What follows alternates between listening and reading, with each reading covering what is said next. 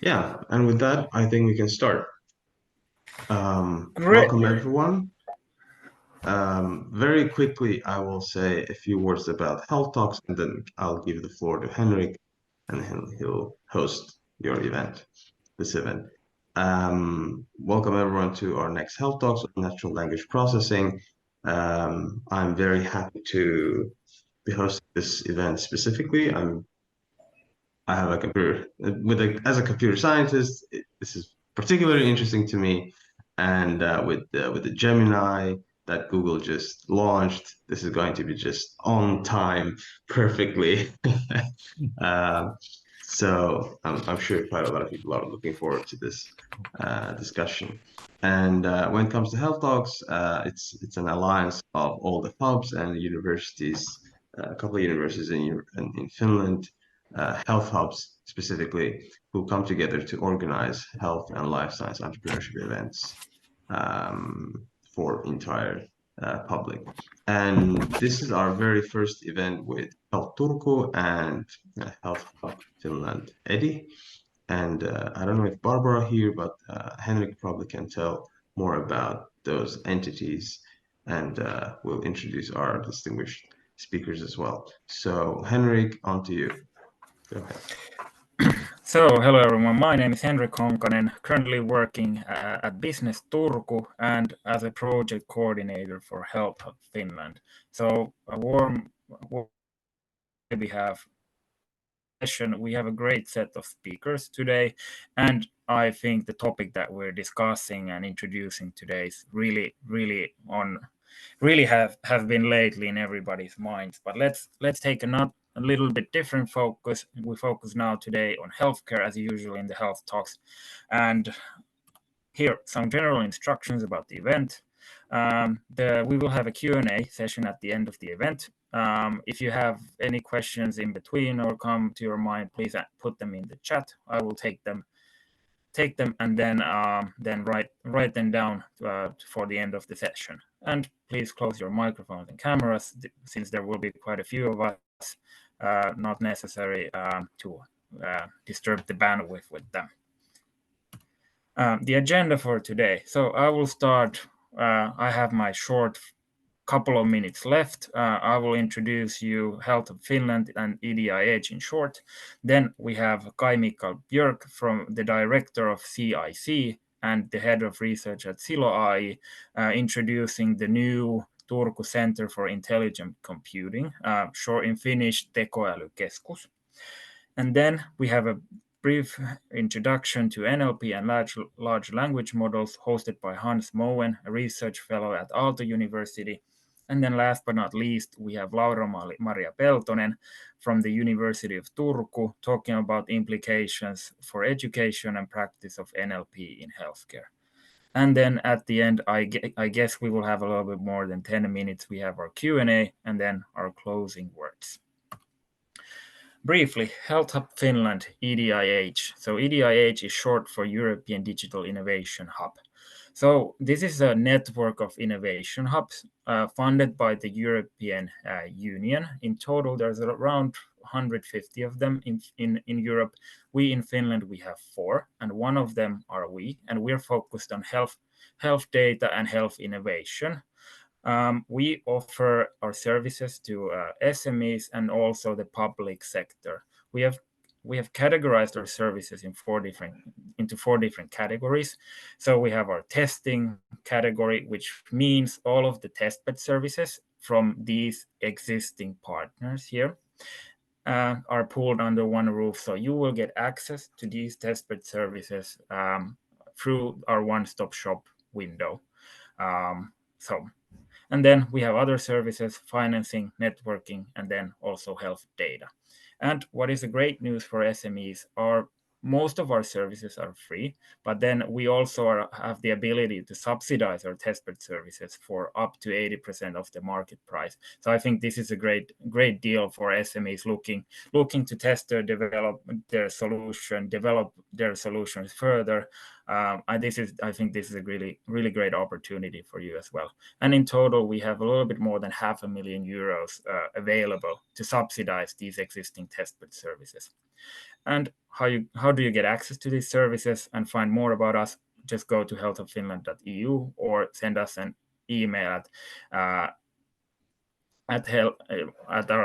our email that you can also find on our webpage, or be directly in contact with me. And some other event that I want to promote as well is our partners at OuluHealth, and also the another health-related project called HealthTurku project. They're organizing, it's unfortunately in Finnish, they're organizing a learning cafe workshop.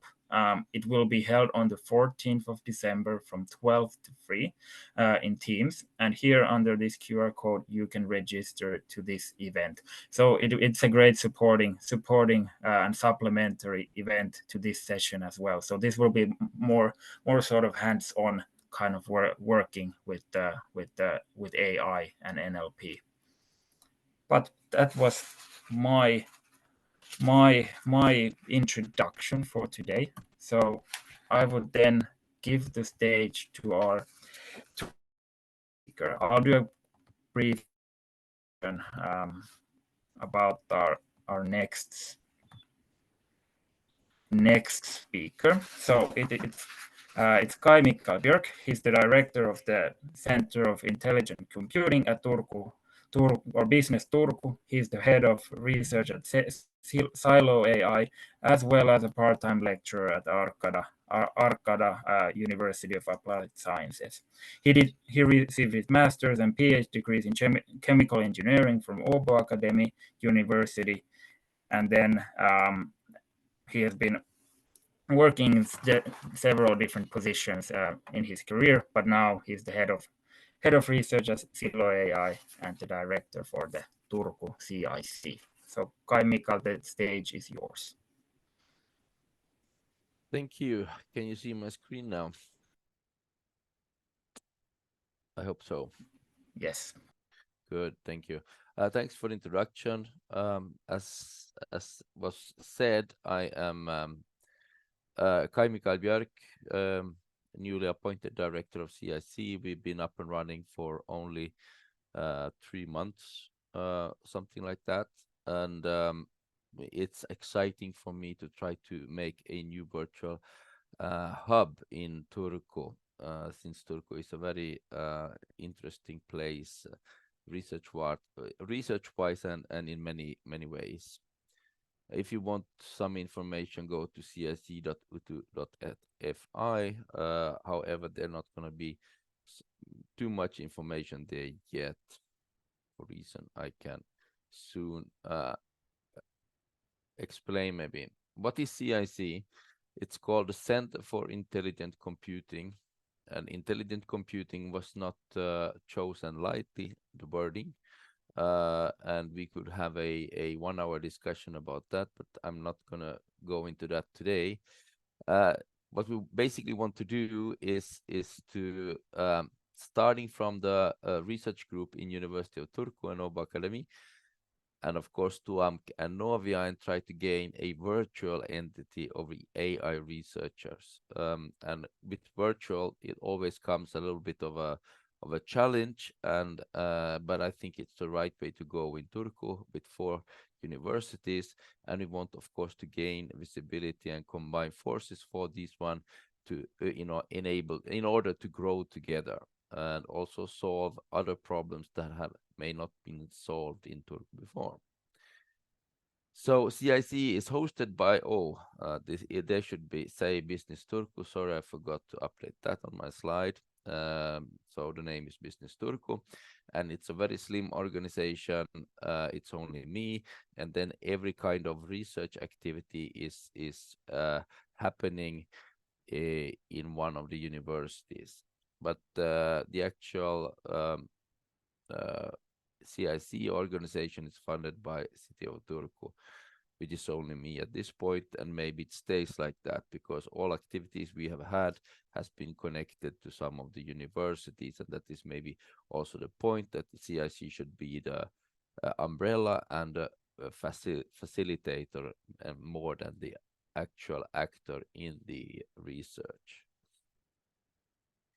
Why is then CIC created in Turku? First of all, we have in Turku a long tradition of AI research and several groups that are very known, not just in Turku, not just in Finland, but all over.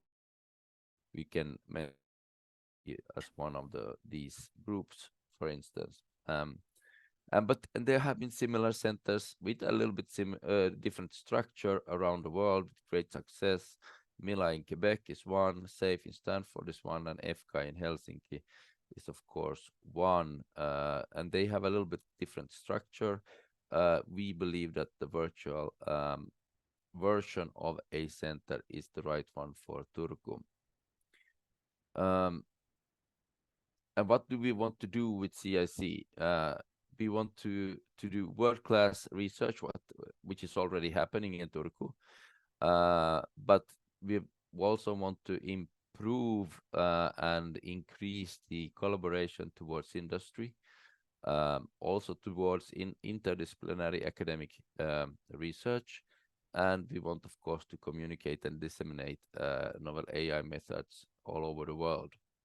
And doing that, we will add value on both local and a global scale. So collaboration within the universities, and other players like industries, and also through an effective communication and dissemination, this can happen.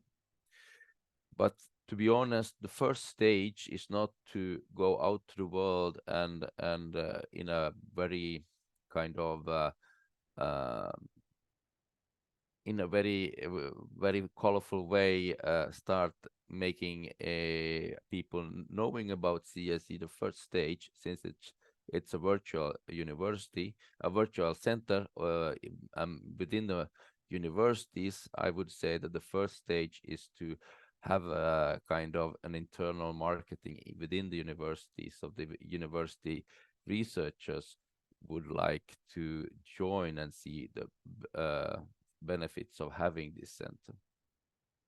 And that's why we want to try to say what we are, so people who know in the university say that, oh, this could be something for me, and also for people not being in the core of AI development, identifying us as potential partners in collaboration. So in the middle there we have the core, which are doing hardware and algorithms development. There are companies that do that, but there's a lot of that going on in the universities. And then we have the light green in the middle, and that means that you in the universities typically develop some application, but with that application creation, you also develop AI algorithms at the same time. Autonomous vehicles is such an application example. There are others, of course. And then in the yellow area, we have the broad uses of AI, known to be the ones in the center or in the light green area, and collaborate efficiently and effectively with the yellow area. So we also acknowledge that the development of AI is happening when we have collaboration in all of these circles, so to say. So what has happened if you look back in the mirror a little bit? Well, now we go back to the ChatGPT.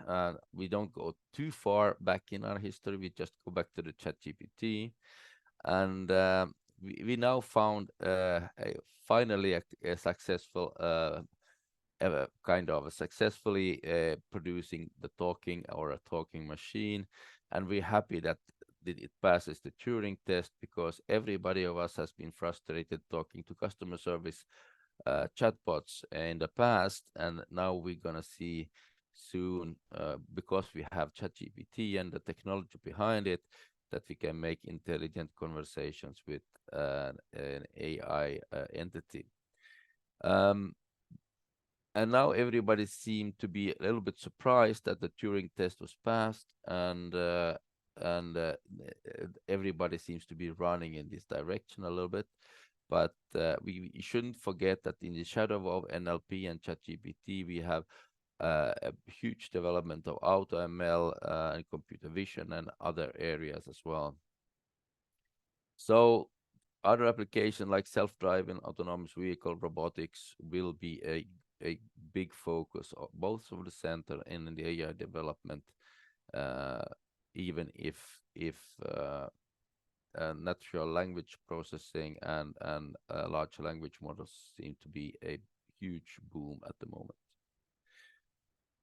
So the boom that I talked about is because we're trying to apply generative AI everywhere, and that's nothing bad per se. We need intelligent interfaces, and we need intelligent AI that we can discuss with. However, we're going to see a little bit, I have to be a little pessimistic at the same time. We're going to see misuse of generative AI, fake news, fake calls from your daughters and sons saying they are in trouble. Somebody got hold of their, I don't know, and a call from their voice. And we're going to see, it's going to be more that like, don't trust everything you hear and see and read. This is something that we have to be kind of aware of. And this is going to lead to, of course, that we have AI to recognize generative AI, and we also going to have regulation of generative AI or AI in general. So this is going to happen, and now I was a little bit first positive and then a little bit negative, but I would say that the future is quite bright, because with any kind of new breakthrough innovation, there has been a kind of chaos first, and then it has found its ways to both be regulated and managed, and also added value for a lot of domains.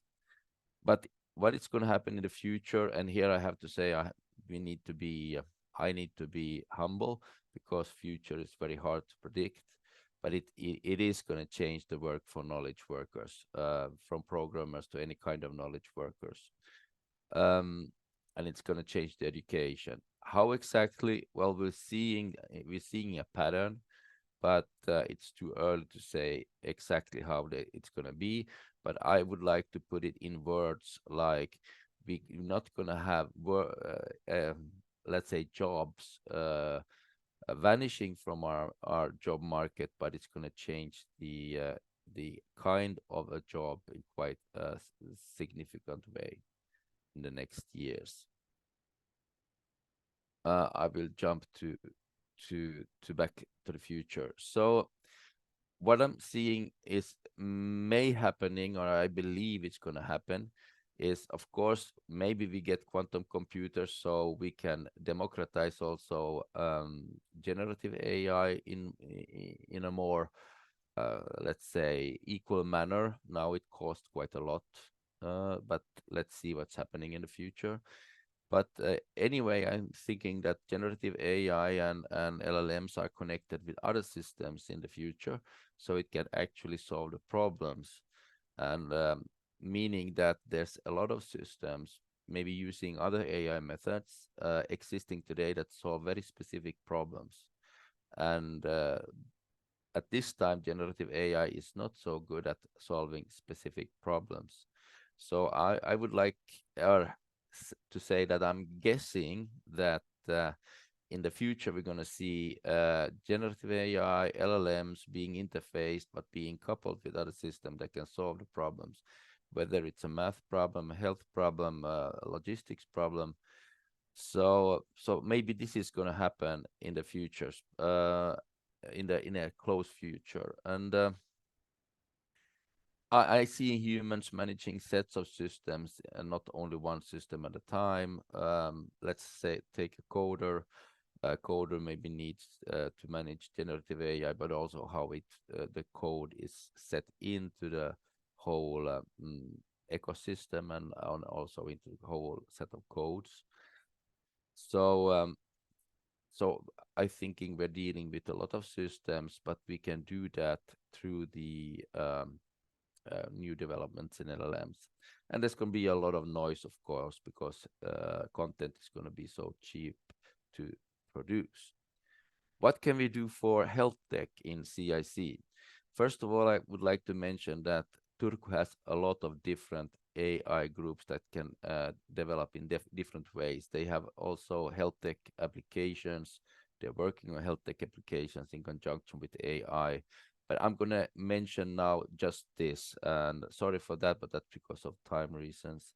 In the NLP and LLM world, I want to highlight this collaboration between Turku NLP, which is the NLP lab in Turku University of Turku, and Silogen, who's producing new open LLM models. The first version is out. It's called the Poro model, and it's led by Sampo Pyysal from the University of Turku side. And have an open eye for these Poro models, because based on these models, you can make a lot of kind of different applications. The models are trained on the Lumi supercomputer, and it can be used, as I said, for multiple domains, including health tech, and provide an entirely new kind of a more accurate service for these domains.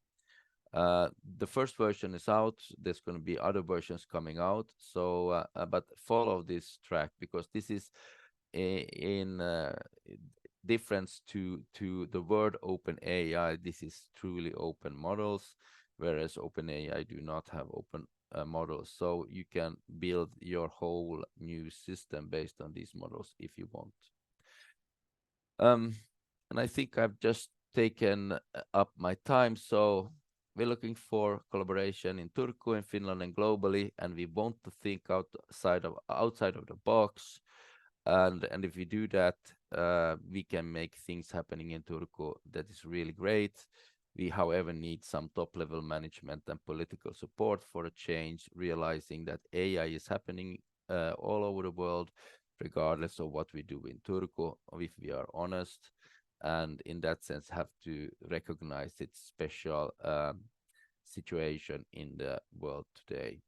Thank you, and sorry if I took too many minutes here. Thank you, Kaj-Mikael, for the great presentation. I guess we had a question in the chat. Let's take that briefly. So, are you looking for, from Belma, are you looking for industry partners that work with AI? Yes and no, both, to be honest.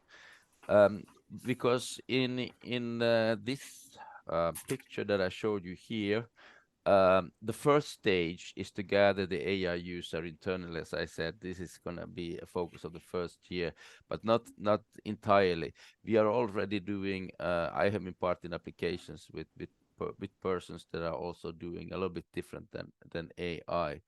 But the main topic this year has been to focus on people internally, to get them together and try to feel what is CIC. That is the main topic. But in the end, we really want to have collaboration with people who are not doing AI, in order to have applications or projects that, so to say, democratize and enable people without AI to use AI, and at the same time, I'm pretty sure that the AI researcher is learning a lot in the same kind of process. But it comes, I think, more later, but we're still open for these kind of projects already now. Thank you. Time is flying, so we're moving on to the next speaker. So the next speaker is Hans Moen from Aalto University, and he will give us a short introduction to NLP and large language models. I guess, Hans, the stage is yours. And if you have any questions, we'll take the additional questions at the end of this session, and I will pick them up from the chat. All right, thanks. Let me see if I can share my screen.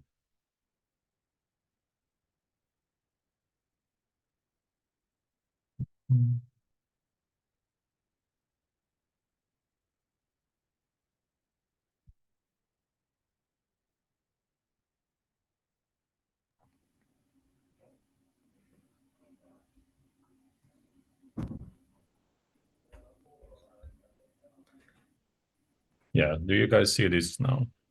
Yes. Yeah, maybe I should also start by mentioning that I also have been in Turku, working in Turku at the Turku University. So I have been in the Turku NLP group for when I was there, maybe about 5-6 years. But now I'm currently in Helsinki at Aalto. So yeah, so thanks for inviting me. I was given I was asked if I can give an introduction to NLP. I think I found it to be rather somewhat challenging, since I think the background of the people here are quite diverse. So, but at least I will give it my best. Let's see. Okay, so what I will talk about today is starting with briefly what is natural language processing, or NLP. Then I will go through what I call the NLP pipeline. Then I will say something about large language models. And then finally, a few summarizing words. So I guess the idea behind this presentation was to try to give you some kind of general overview of what NLP is about, and maybe why it is working, and maybe why it is working so well now with these large language models. Okay. So the first we have to maybe we can look at natural language, right? So what is natural language? And basically that's short for human natural language. So that would be the language that we use in everyday, like as a humans, which differs from, let's say, a programming language, right? So then NLP is basically computerized processing of natural language. And nowadays, I would say NLP is mainly about using machine learning or AI for text and speech data to perform or assist in various tasks. So one example, which you probably all are quite aware of already, would be something like a chatbot in the form of a ChatGPT, right, where you're communicating using natural language. But there are many more uses or applications of NLP, and I think many of you are probably using this on a daily basis. But the thing is that natural language data is complex, right? If you think about words and the word compositions, like let's say a sentence, it is merely pointers to potentially very complex concepts, right? So even though maybe for humans it's quite intuitive to kind of use language when we're speaking, maybe even thinking, writing, and so on. But for computers, that is not the case. Computers, they only kind of, their language is basically numbers and some logical operations. So the main challenge of NLP is how do we make computers able to sort of understand and process natural language data? And like maybe the reason why we have this session today is that machine learning and NLP is currently having quite a big impact on the society. So I guess these are quite exciting times. I just would like to mention that I came across this news article. I think it was maybe a few months ago. Yeah, that Epic and Microsoft is planning to integrate GPT-4 into their Epic's electronic health record systems. So I guess that will be kind of interesting to see how that goes. especially so because Epic is also, I believe, used in several hospitals in Finland. All right. So now we have the NLP pipeline, and here I'll be focusing on text data. So, and by NLP pipeline, I mean the typical steps and parts that you find in a machine learning-based NLP model or system. So, starting off with text segmentation and tokenization, that's basically about identifying what are the sentences or units within in a larger text, right? So you have sentences, and then also you have words. So from my experience working with the clinical text data, that this can be quite challenging to correctly identify these things because of the language and the way they write, the way clinicians write, and there's a lot of abbreviations and so on, and custom kind of local adaptations of language use. So these are quite important, but also maybe quite challenging, even though the way you solve it typically still today would be some kind of rule-based approach.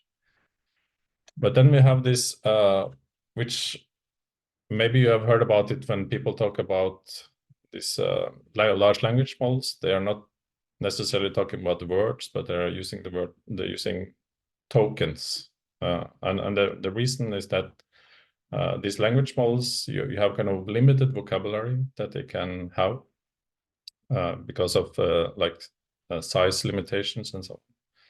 So instead of having like a unique representation for each word, you have to be kind of selective of what vocabulary you would like to have. So for the more kind of common words, you will probably like to have like a unique representation for those. But when you have more complex words, let's say noradrenaline, then you probably don't have like a unique representation for that. So you would rather split it into several like subword tokens, like you see here. And the next step is this mapping the words or the tokens. I'll probably use them a little bit interchangeably. So sorry about that, but I hope you will follow. So it's about mapping these to some input embeddings. And like I said, computers, they don't understand text per se. So things like words and letters. So instead, the idea is that you would like to use a representation that is computer friendly, right? Where the computer can reason about the meaning of words and longer text sequences. Which is typically referred to as semantics.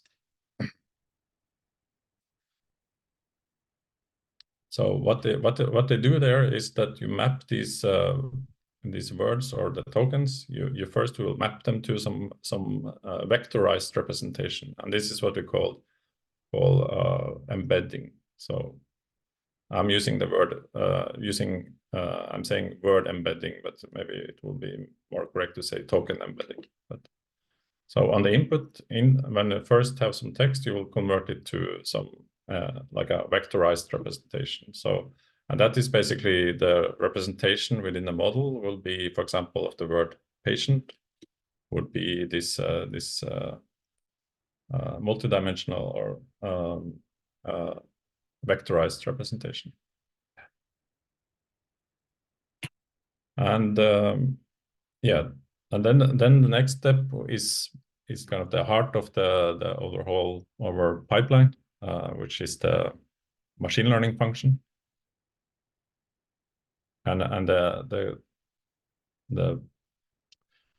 underlying idea here is that a word is much more than just kind of individual words, right? It's the meaning of a word is very much colored by the context it's used. And then a sentence it can be a very complex combination of the words in that sentence, right? That would be the meaning of a sentence. So the role, like the job of this this machine learning function is to map the input embeddings to some output embeddings, where and we call this contextualized representations. So, and I will give you I will show you more like a visual figure in a bit. And what they use for achieving this is the transformer self-attention architecture. And yeah, I will say a little bit more about that, but not too much.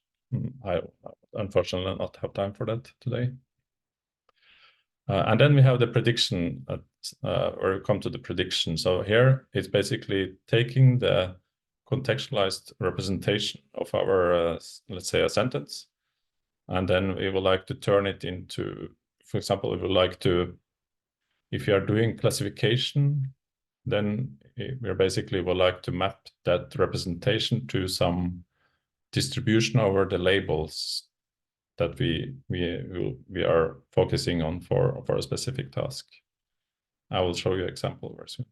Or if you're having a generative model, like a GPT model, then basically you just would like to map this to the next word that you would like to generate, that you would like the model to generate. Yeah, of course, there is another use here of this. Instead of actually doing predictions, you can also use these embeddings that you get. So, for example, if you have a query, you can run it to your model. You get the embedding representation, and then let's say you have a lot of documents that you would like to search in. Then you run all of them through through your model, and then you can apply some similarity measure to say, okay, which of these documents are closest to my query. So that would be another use case. And then if you are actually doing the training, then you also will have this kind of training loop going on, where you give it the model examples, some input text, and then some expected output. And then you basically calculate some error, or how well is the model generating the output that you're expecting. And then you're using this error that you get, or the loss, as I also call it, to adjust your machine learning function to ideally give you the output that you're expecting it to give you. So that was the pipeline. So hopefully you kind of got an idea of what we are talking about here. And now I will go more into the kind of actual, like a more concrete model, so we can see, maybe hopefully this gives you maybe a little bit better idea of what I'm talking about. So here, starting at the bottom, you have your input text. In this case, we have the input would be a sentence saying the patient is feeling healthy. And let's say now we have this model, which is, we have trained it for, it's a patient status classifier, right? So we have the input, and then we have, we convert, or we map them to their input embeddings. And then we have our machine learning function, which maps the input and the global representations to their output contextualized representations. And yeah, I guess quite intuitive, you can think like reading, if the model reads from left to right, then the last representation of this, the output representation here would hold all the information about this sentence, right? So there you can then apply your prediction layer to that will give you a distribution over your labels. And if the model is trained well, it should say that, okay, this patient should get a label recovered. Yeah. I was about to say, is there any questions so far? But maybe I guess we'll take them in the end, right? So And maybe I should then, I will also like to mention that there was one quite a kind of a very impactful paper called Björk, pre-training of deep bidirectional transformers for language understanding. And what they did is that they kind of introduced this classification token, CLS token, which if you're gonna try to understand this intuitively, it's like you can take that, you have your sentence, and then you read it first from left to right, and then from right to left, and that will be kind of your final representation. So in this case, this output vector or embedding representation would kind of have the information from the whole sequence, and then in having seen this text sequence in both directions. Yeah. And then now so far I've mainly been talking about classification, but when we now let's also look at generation. And I would say that the difference there is very small. It's very little. It's that the generative models are basically doing classification, but they're just doing that in a recursive manner or in an iterative manner, depending on how you see this. And what the kind of the main difference there is that you, instead of having the model allowing it to see in both directions, you put some limitations that say that, okay, when you look at some sequence, you're not even though in the training you're going to train it to predict the next word all the time, and then the model is basically not expecting to see kind of forward of anything in kind of in the future of your text that you're kind of generating, but so this is why we call it like unidirectional or one directional. So in this case, it's can only this will be your input. The patient is, and then the model would start generating. You apply this prediction layer here again, and it will be generating feeling, and then you put that as an input to the next step. Then you're predicting healthy, and then in the end you will have some end of sentence, which or end of sequence tokens, which says that okay, now I'm basically done generating.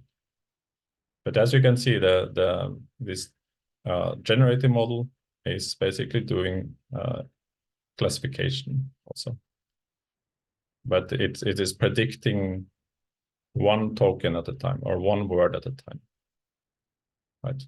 So that's basically your GPT model.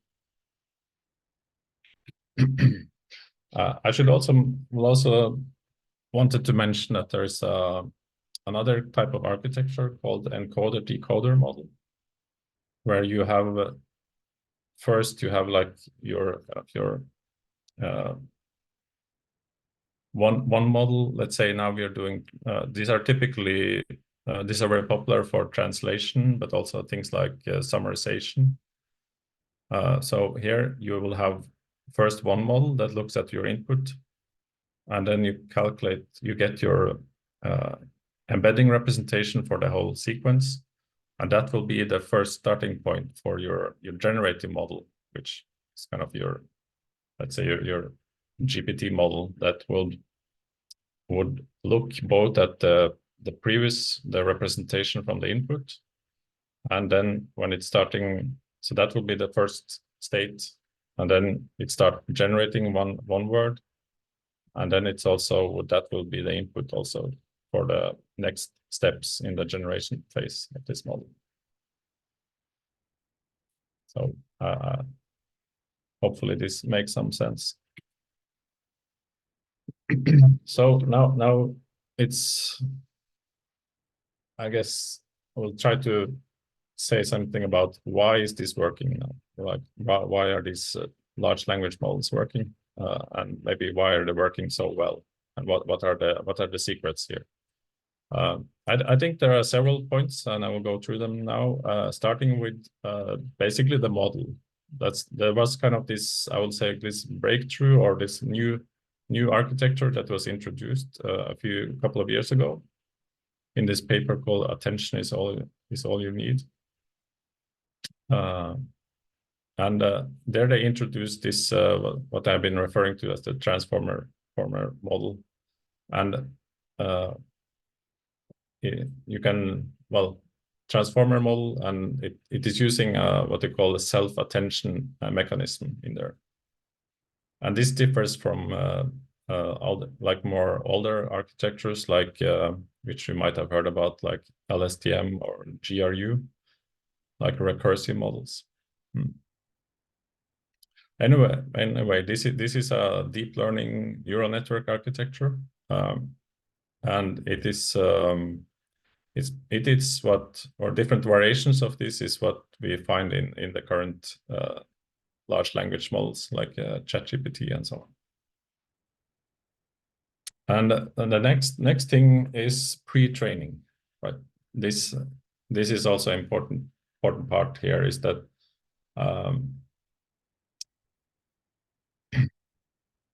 pre-training means that you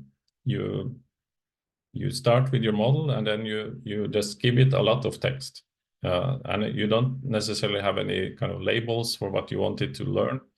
You just the model, you're doing this self-supervised training. That means that you give it some text, and then it formulates the training, some simple training tasks from the text that you give it.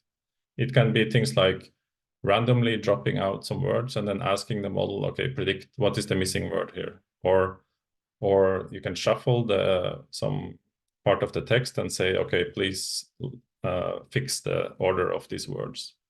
Or it can be, which is quite natural for, if you're talking about text generation, then it will be just generate the next word, right? And this you can basically feed the whole internet to the text, and it will learn a lot about the general semantics and the rules of the language, or the languages if you have like a multilingual model, right? And this is actually a very, very great thing, because once you have a pre-trained model like this, if you have just a little bit of training data, let's say for our patient status classifier, it should generalize quite quickly, because it has already learned a lot about the language, right? It's kind of learned the general rules and the semantics of the language. So if you just give it a few examples, it will start learning or generalizing on those examples very quickly. Yeah. And then we have size matters, which is maybe why they call them large. So that basically means, and that's what the research is showing, that the larger the model is, and the more training data you have, the better the models become. Yeah. I guess that's a kind of an interesting. Yeah. Well, I guess that at least at the moment, that's the nature of the game. So that's why maybe you have everyone are kind of bragging about having, it seems like people are now competing about having the largest model, right? That seems to be the most important part, either in terms of training data or in terms of the size of the model. And then a generalization is already something I have been covering, but that's basically what a product of all of these, of both the pre-training approach, which is so common nowadays, not only for text data, but they also use it for other modalities. And then we have the architecture. So these things combined is maybe one of the main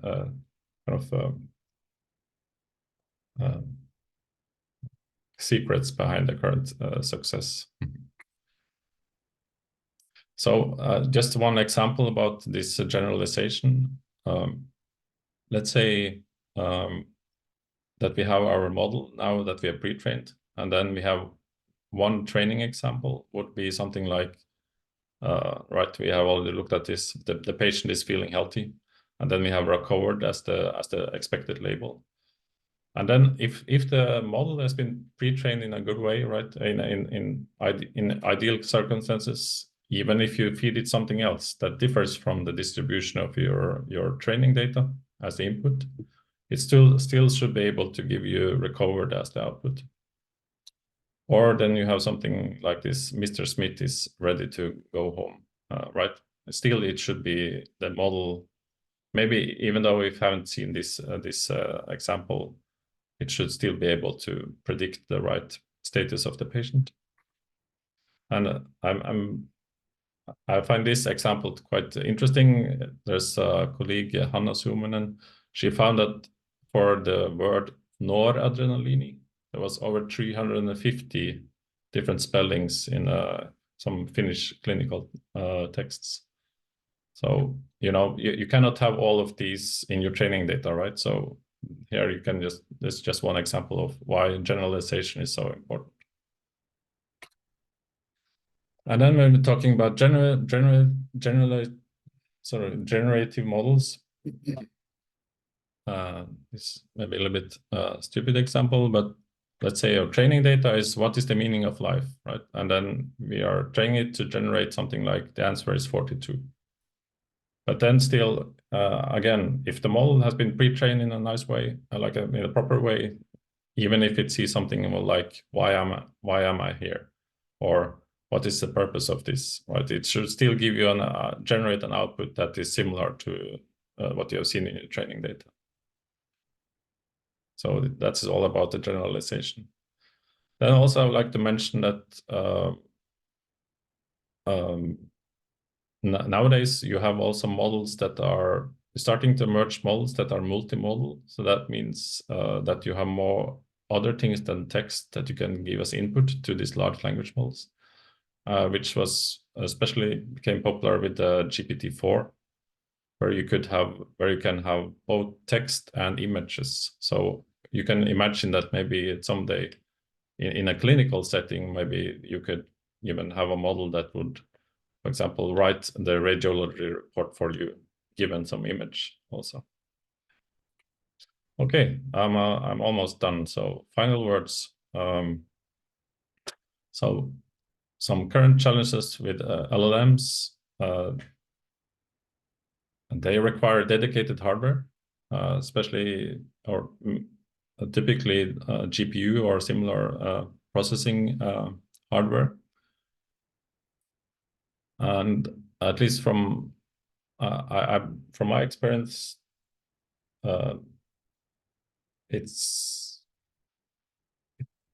not all this, especially the secure computing environments that we have in Finland, might not be that are suitable for handling things like, let's say, clinical text.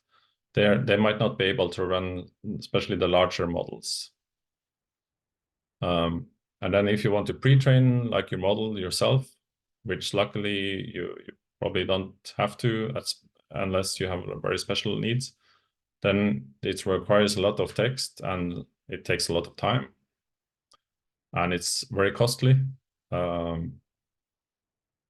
I think there was some estimates that GPT-4 costed something like 1.7 trillion. Sorry, that it had 1.7. It has 1.7 trillion parameters, and it costed something like $100 million to train it. I think these were the estimated cost is just some rough estimations. I'm not sure how if it's actually true, but maybe that doesn't matter. But you get an idea of where what the challenges are here. There's also a challenge that at least it used to be a problem with the first models, that you have like a limited number of input like words or tokens that you can give as input to the model at any given time. So it means that there might be some limitations in like how large text or documents that or conversation that you can have as an input to the model. And then summary, NLP is challenging, but these large language models, they seem to work well, and they are excellent starting point for any NLP applications nowadays. And luckily, there is a lot. You can find these available online including for Finnish. There are now many models for different use cases, including generative models and sequence-to-sequence models and classification models. Then we have kind of the keywords for why this is working. I have included embeddings, transformer models, pre-training, generalization, and size matters. Yeah, so I would say these are exciting times, and I'm still kind of curious to see what will be the impact of such generative models, especially generative large language models on healthcare. Okay, that was my attempt at giving you an introduction to NLP in half an hour. Thank you, Hans. There are quite a few questions in the chat from Eva and Anna. I guess you can answer the questions in the chat, so we'll have time for Laura Maria's presentation as well. Yes, and we are all excited about waiting for Apotti GPT. As you said, Epic is now expanding to GPT-4 model. But Laura Maria will tell us about a little bit the implications and challenges that we have before we have Apotti GPT in front of our eyes and the clinicians using it. So go ahead, Laura Maria. Oh, that's better. So thank you very much, and thank you also for the opportunity to be here, and I'll try to catch up a bit in time wisely as well.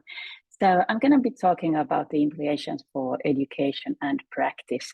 So we've had a good understanding now perhaps of this NLP and what the technology behind it is, and how should we and why should we apply that into healthcare, and what sort of becomes relevant from that perspective. And it's a challenge because, we could talk about this for months, I would guess. But let's start. Let's have a brief overview, and then we'll save some time for discussion and questions at the end.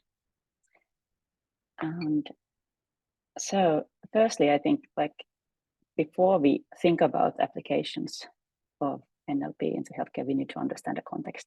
So we need to explore what opportunities we have, but we can't do that unless we understand how the healthcare system works, how the processes work, who is active there, who is taking part of that sort of whole organization of care around the patients.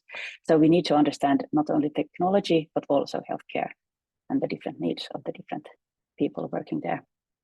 So typically, I would say that it could make sense to look at this from different layers or different levels. So you could have the policy level regulation. I saw some comments in the chat box as well, and Kaj-Mikael and Hans also discussed a bit towards the regulation part of it. So we need to have the boundaries which sort of enable us to use AI in healthcare, but also how we provide care in general. So there's this policy and regulatory level that, of course, develops by time, as everything does. Then there's the service provider level, where we could think like a healthcare organization, for example, and how complicated that organizing of care within an organization is. We would have there different levels again. We would have strategic leadership who's thinking about how would this organization accomplish its missions. The tactical level trying to sort of manage the resources, and the operational level where we have leadership trying to make patient care needs met with the available resources that are there. So that's the sort of when we come towards the point of care. And typically AI and NLP applications are focusing on the level of care provision, but there are ample opportunities beyond that in these different types of layers and situations that we could expand the use and really exploit them. But we need to do it in a smart way. And that's discussed, and also the prior presentations a bit touched on the interdisciplinarity of this field. So it's not like we would be able to work in isolations here, or in isolation from each other in silos, but we need to understand each other. We need to understand the context, we need to understand the technology, but beyond that, we need to understand each other, how we collaborate together to make this happen. It's surely an interdisciplinary field, and we need everybody's contribution and expertise. So each setting has their own. Can I interrupt you, Laura? We see you Yeah. you have the first slide in there. Are Yeah, you supposed to change fine. slides? No, I only have a few slides. I just okay. No stress. Yeah. So, but thank you very much. So we have different types of needs in different settings. So this is also a challenge. We need to take into consideration the level of literacy in different countries, in different regions. But the variation is surprisingly big, also within one country. So in Finland, we think that we are quite advanced and we have a lot of things digitalized. But still, there are many things that have been practically decided in a different way, even though it would be within the same organization or within the same health region or wellness county. And this all impacts how we can use the data for decision making. Yeah, also cultural and language issues need to be taken into consideration. So, but then let's go to the next slide. And I thought it would be good to look at where we are in healthcare currently and sort of megatrends and how those influence care delivery and the adoption of technology and exploitation of it. So we have the quality of care perspective, and that's probably very, everybody's probably heard about these different perspectives on patient safety. We can't do harm to patients with the care we provide, or the effectiveness. We need to be sure that our care is based on the latest evidence. It needs to be evidence-based practice. Also patient-centered. We are talking a lot about personalized healthcare and how can we use the technology to support that. It needs to be timely. We need to avoid delays. Also efficient in a way that we don't waste resources, and equitable, so that we reach everybody who needs. Everybody has access, should have access to care. But then what we've been going through a huge reformation in Finland lately in the healthcare system, so we are trying to integrate care as well. So there are many things going on at the same time, and we should sort of embed this type of thinking, how we utilize data, how we collect, how we store, how we process data now while we are developing the system, because it's really difficult to change things later on. It takes a lot of effort. We try to make systems which are interoperable, some standardization. It's going to help us reuse the data. And also in terms of the regulatory framework, which we discussed prior. So I think one thing that did not come up yet is the regulation on secondary use of health data. So health data is super sensitive. We need to be sure it's used in the right and appropriate way. And I probably have on each of my slides this point related to data, data security and privacy, how to ensure that. But in the bigger picture, we've had lately huge emergencies, health emergency globally. We have the COVID pandemic, we have fires, we have heat waves, we have floods, all of these. How do we use technology to respond to those? How can we prepare ourselves? Environmental sustainability and something related to these models, large language models, for example, they consume a lot of energy. They have a huge carbon footprint. We shouldn't be like using them everywhere. Actually provide value.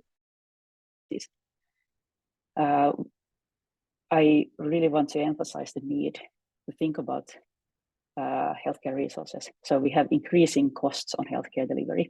We have a reduced need. We have WHO has estimated that there will be a 10 million healthcare workforce shortage by the year 2030. So we really need to figure out a smart way of having this technology to reduce our work.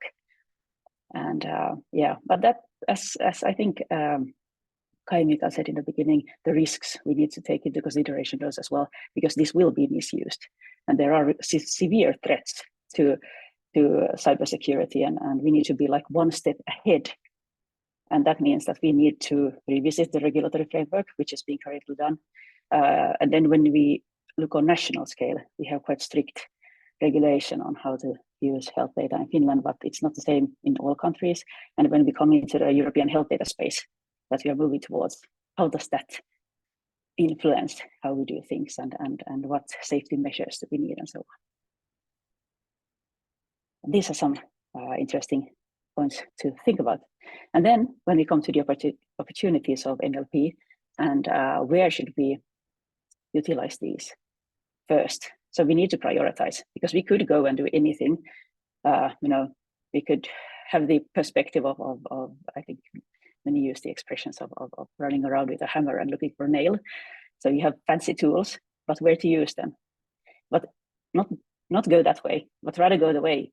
Like we have clinical problems, we have society problems. We need to meet individuals and population needs, and we only have very scarce resources. And how to do that? Where to implement the technology, the AI, the NLP, so that it actually makes sense and brings value to the care processes. And think about, like, are we doing the right things in the right way with the right people? Do we have the right experts? Like, one expert is not the same as another expert. We need to really find the right people to do this collaboration and make the best out of it. And also time wisely. But these items on this slide, I think are some things that should be prioritized. So we could use NLP to better prioritize care needs and find out the people who actually need care right now, the most chronic conditions or acute critical conditions. There's a lot of application possibilities out there for NLP. Improving care delivery models. We could surveil our data that we are collecting all the time, ample amounts of data. We could use that and see which methods perform best, which approaches, which protocols are actually functioning, and which we should prioritize and develop further, and what doesn't make sense, and leave that behind and move forward. Quality and efficiency.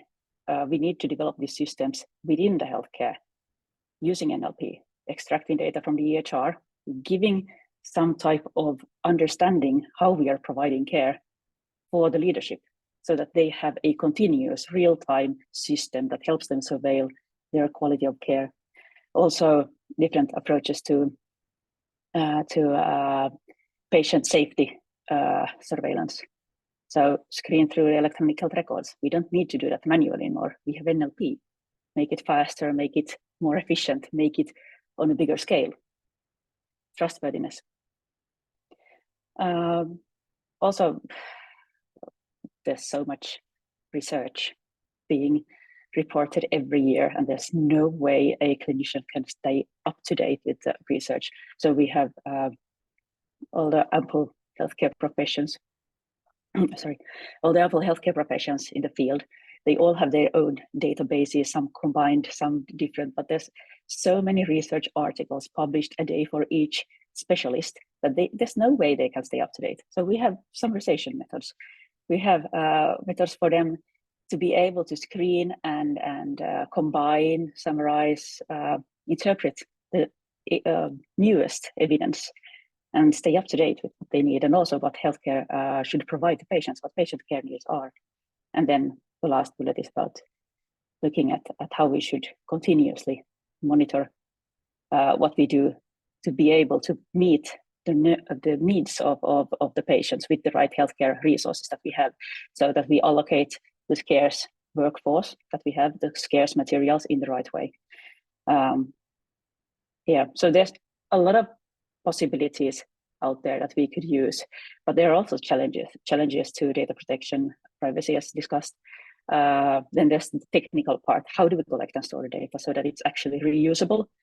Without standardization, it's quite difficult. Like even the extraction of the data from different information systems, which are ample in the healthcare field and different to all organizations.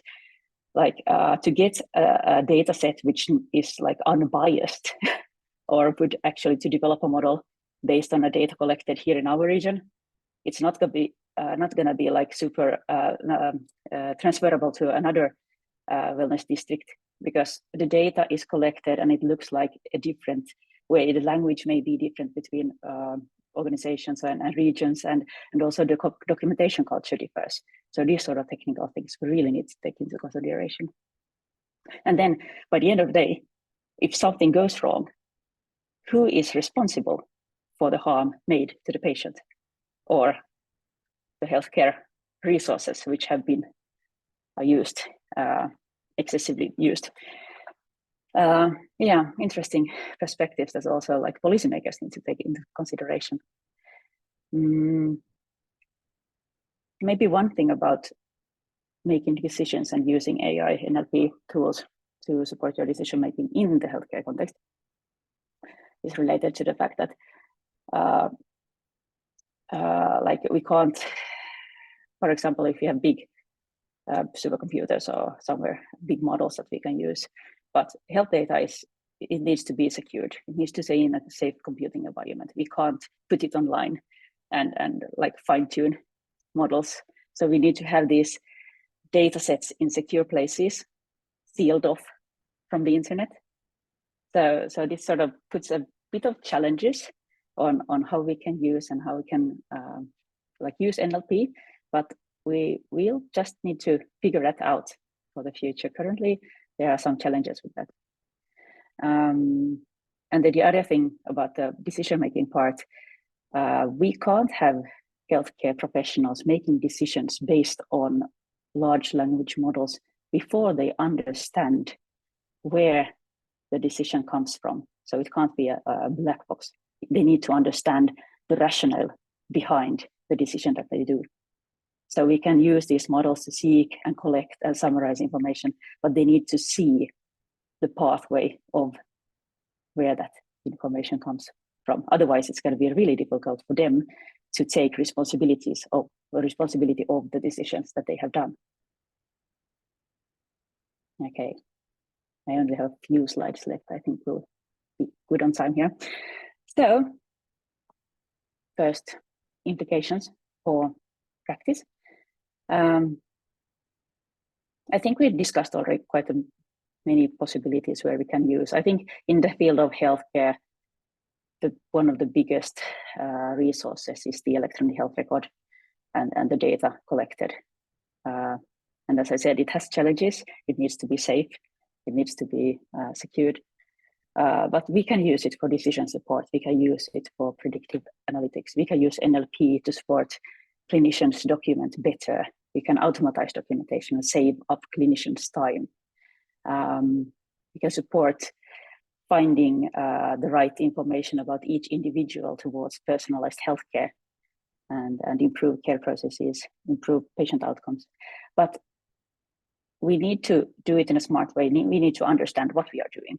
We need to educate the professionals and everybody working in there with the right knowledge and skills, and also attitudes. Attitude, that's part of competence. So you need to have these people engaged. They need to be involved. And when we talk about NLP development, they cannot be so that you involve the practitioners or the clinicians when you try to test your system. You need to involve them when you get the idea.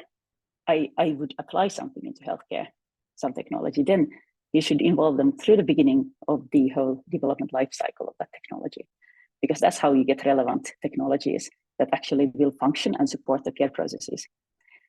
We have evidence that clinicians are not involved. So that's where we need the infrastructure and the leadership support. Healthcare systems need to enable their professionals to be a part of this development process, to support them, give them the right knowledge, skills, and attitudes, but also give them work time so that they can leave bedside work to be able to participate in these meetings. So I think and the collaboration part, it's about, we need to understand each other, as I explained at the beginning. It's an interdisciplinary field. It takes years to understand each other from health and technical side.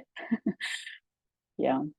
About the infrastructure, we have very little places to really, when we apply or develop some NLP tools, it's really difficult to come close to practice to even test them in a sandbox.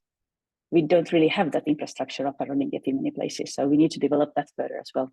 And then we really need to think about sustainability in terms of what technologies actually, where they should be applied in a smart way, in a sustainable way, not only like how they are sustained after implementation, how they are kept up to date, and who is going to like make sure that they are also ethical and functioning 2 years from now. So what sort of systems should be there to secure that, but also the environmental sustainability perspective. And then in terms of education, so you probably have an understanding of how NLP is a strong part or important part of healthcare professionals' education. But also there's this other perspective that we can also use NLP in the education of professionals. So it could be like the educator's perspective as well. So we can see implications for both of these. We won't go into depth, but there are, again, ample opportunities. We need to make sure we understand the different users and their needs. So are we talking about, or are we developing, or are we teaching these technologies with clinicians, or like what level type advanced practitioners? Is it for leadership, researchers, or some system developers, or the educators themselves? Or also what degree? There are different needs on undergraduate level and like graduate and postgraduate levels, but also keeping in mind like these technologies really advance fast and we need to stay up to date. So we need to have some type of like professional education, continuous education for those who are in service. Curriculum development, of course, and we would need probably some international guidelines. Literacy is different in many countries, and how to get where we want to go. It really needs some guidance, and then of course, as mentioned before, the regulation and ethics part of it. So to conclude, we have, as I said, ample opportunities to use NLP to support workforce in healthcare, to make their job easier, to make their job more effective, to reduce unnecessary work which could be automatized and solved in other means. It can also support service users and the educators. Prioritizing those, let's go and ask them, what do they need? Where do they need it? And in what way? The integration and interdisciplinary collaboration is one key component here. So really involve people, talk to people, network, and develop joint ideas. That's how we're gonna solve the problems we have. Not alone, isolated in our own disciplines. That's not going to work very well. It might work somewhat, but not very well. Not as effective and efficient as it, at least. So the key things to conclude, I think that we need to consider these ethical processes. We need to teach the people, the professionals, how these technologies have been developed, where the possible biases come from. And that's why we need to understand how the data is being collected. What are the data collection processes that may sort of cause bias in the data sets that would eventually end up in our algorithms that will eventually harm some patient somewhere, sometime. So we need to think a lot about those protective systems around those. Regulatory considerations, already mentioned, competence development. There's a lot of things we need to still learn. Economic. It doesn't make sense to put a lot of money on stuff that doesn't make effective outcomes, also environmental impact, and then the evidence-informed decision-making. We need evidence of what impact these systems have on healthcare, and we currently are lacking quite a lot of that. We have evidence on the effectiveness of some systems, but most research is on the early development stages of these technologies. Very little evidence exists on implemented systems from clinical practice, and that's where we need to go with research in the future. But yeah, I would like to thank you for your attention here, and I hope we have some time for discussion. Thank you, Laura. There are a few questions in the chat. Some of them have already been answered, but let's start with, this is a question to Laura Maria and or Hans Moen. So there is a from Enrico. So basically, what do you think about the opportunities offered by synthetic data? there's a small background to it. I often hear that Finland is so small and there are not enough data points for large-scale LLM models. So how is there, well, in your opinion, is there synthetic data an answer to this one? And is it already in clinical use or somehow being used? And Hans, you can also chip in into this question.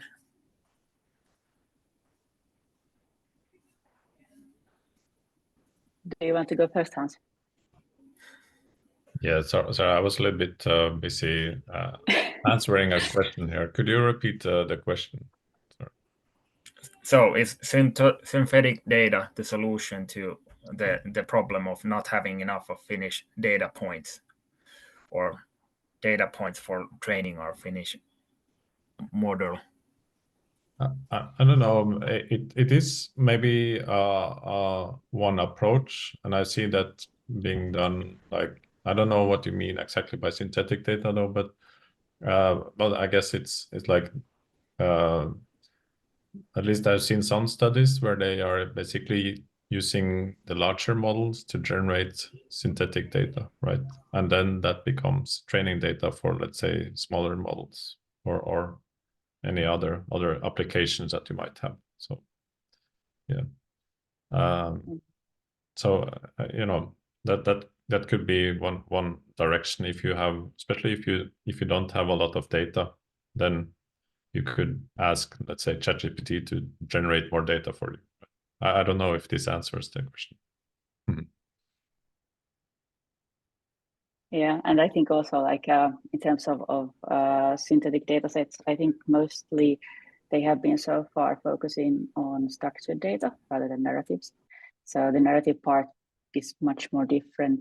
Like it's much more sensitive sort of in terms of each story is really unique.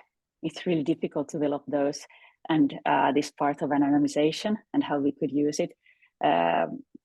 Someone's story can, I don't think it can ever be anonymized. Okay, you can take out metadata, you can take out name and social security number, and you can use pseudonyms. But if something has happened, as long as you have data in it about what's happened and to whom and what were the conditions and when, it's still going to be identifiable when you connect it to some like larger data sets. So if you take out all that sensitive information, then the data itself doesn't make sense anymore.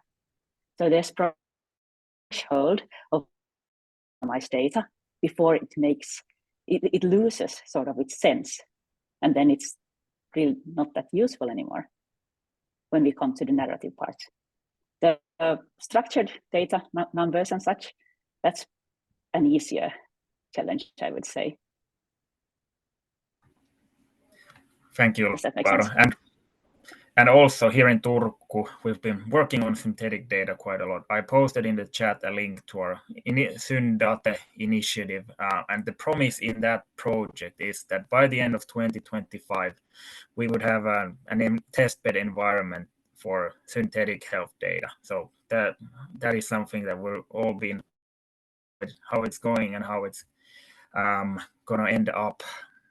Then another question, I think this would also be good for Kaj-Mikael as well. So given that nowadays the LLM heavily so depends on resources such as GPUs and computing power, how would the small companies / research groups compete with those giant players like OpenAI and Microsoft? Well, I answered that partly already, I think, and that's if really true open models comes out on the market, you can utilize them with less computing power because they're there already. So that's one answer. The other answer is, of course, hook up with some of the giants and try to make your service based or connected to some of them, but then you are locked into their ecosystem and maybe you want to be that or maybe you don't want to be that.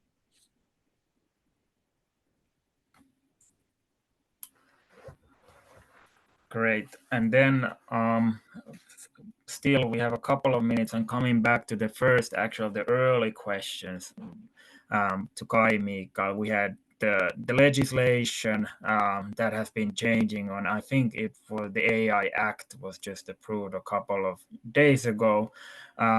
So is at least what I can say. So we, the 4 Finnish EDIHs, we're working on understanding how these new legislation, let's say EU Data Act, AI Act, and also EHDS will affect the landscape. But as said, it's quite a big topic to get to understand how those affect the landscape and especially companies. But from HealthHub, from what we EDIH can promise you, we are working on this, and we will most likely have events and workshops organized next year. And Kaj-Mikael, do you have any comment on how to navigate the upcoming legislation, or as a company or as a researcher? You mentioned GDPR, AI Act, but Yes, this is a difficult question. I was looking a little bit further into the future in my talk, but since we had a limited time, I may be not clear here. But I'm going to see something even newer coming, or extension of existing coming. But this is, of course, again, my prediction of the future. So it may be right or it may be wrong. But I think that the AI Act and the GDPR and what we have now is needed to be extended somehow with the new multimodal generative AIs. For instance, that you can with your camera, if you would have the right tools, anyone could maybe in the future at least have the technology to identify any person in a room just by swiping the phone camera around the room. And these kind of tools are maybe not for everybody. For the authorities, police, yes. And in order to prevent that, I also mentioned self-regulation. OpenAI already has a lot of self-regulation regarding hazard, bombs and whatnot, and also other bad things on the internet, if you want to put a label on it. So there's going to be several levels of regulation, and I hope that people are smarter than that. They don't wait for the regulators to wake up before they start regulating, especially generative AI. I don't want anybody to make a funny video out of me just because I appear in this talk, for instance. So that is something. So it's a layered question, and I cannot give you a correct answer here. Great. So still some final thoughts. Thank you for everyone for participating on behalf of Business Turku and HealthHub Finland. Also, thank you, Rashad and Health Talks and Terkko. And a big thank you to Kaj-Mikael, Hans, and Laura-Maria as well. And there's another event in the chat that will happen in a couple of days if you want to continue to work on this topic also this week. But on my also on behalf of everyone else, thank you, and have a nice day and enjoy the upcoming Christmas holidays. Thank you all. Thank you. Thank you. Bye.